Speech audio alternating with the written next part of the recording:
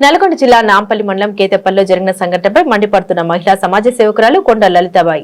గతంలో దిశ కేసులో ఒక ప్రాణానికి 4 ప్రాణాలు ఎన్కౌంటర్ చేశారు కదా, అదే న్యాయంతో చట్టబద్దంగా ఇప్పుడు మమతను ముక్కుపాచిలారని బాలుని ప్రాణం తీసిన సునీతను ఎన్కౌంటర్ చేయాలని పోలీస్ డిపార్ట్మెంట్ డిమాండ్ చేశారు. అందరికీ నమస్కారం. జై భీమ్.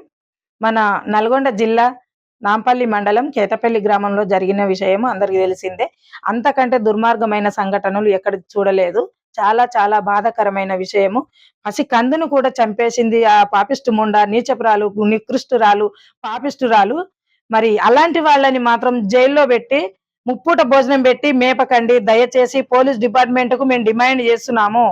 కానీ ఇంతకు ముందు దిశ కేసు విషయంలో నలుగురిని ఎలాగ ఎన్కౌంటర్ చేసి చంపేశారో ఈ అమ్మాయిని కూడా, సుజాత అనే దాన్ని కూడా అలాగే ఎన్కౌంటర్ చేసి చంపాలని మేము మాత్రము సమాజం పట్ల సమాజ సేవకురాలిగా మా డిమాండ్ చేస్తా ఉన్నాము.